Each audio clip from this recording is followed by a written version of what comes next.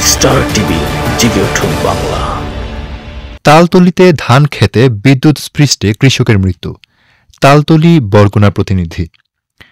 বরগুনার তালতলিতে নিজ জমিতে ধান দেখতে গিয়ে বিদ্যুৎ স্পৃষ্টে মোহাম্মদ আব্দুল কাদের মুন্সি নামে এক কৃষক মারা গেছেন।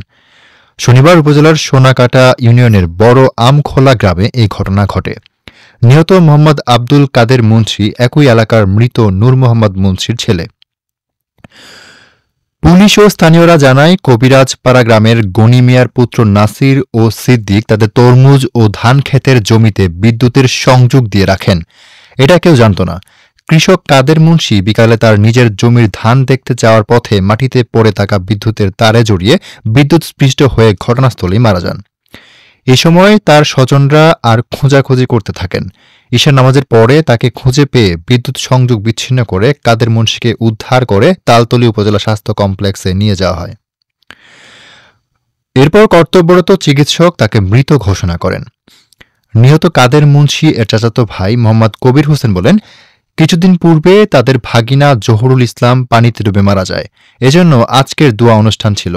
অনুষ্ঠান শেষ করে নিজ জমির ধান দেখতে যায় তার বড় ভাই কাদের মুন্সি, কিন্তু অনেক খোঁজাখুঁজির পর তাকে না পেয়ে এশার নামাজের পর তাকে তার পার্শ্ববর্তী জমি সিদ্দিক ও নাসিরের ধানের ক্ষেতে বিদ্যুতের তার জড়ানো অবস্থায় পড়ে থাকতে দেখেন।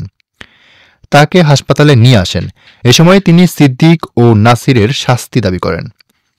পাটুয়াখালী পল্লী বিদ্যুৎ সমিতির তালতলি জোনাল অফিসের ইঞ্জিনিয়ার মোহাম্মদ এমদাদুল ইসলাম বলেন, বিষয়টি আমাদের জানা নেই। এ বিষয়ে ঊর্ধ্বতন কর্মকর্তাদের সাথে আলোচনা করে পরবর্তী ব্যবস্থা গ্রহণ করা হবে। তালতলি থানার ভারপ্রাপ্ত কর্মকর্তা মোহাম্মদ শাহজালাল বলেন, আমখোলা গ্রামে ধান খেতে বিদ্যুৎস্পৃষ্টে হয়ে এক কৃষক মারা গেছেন। খবর পেয়ে পুলিশ পাঠানো হয়েছে।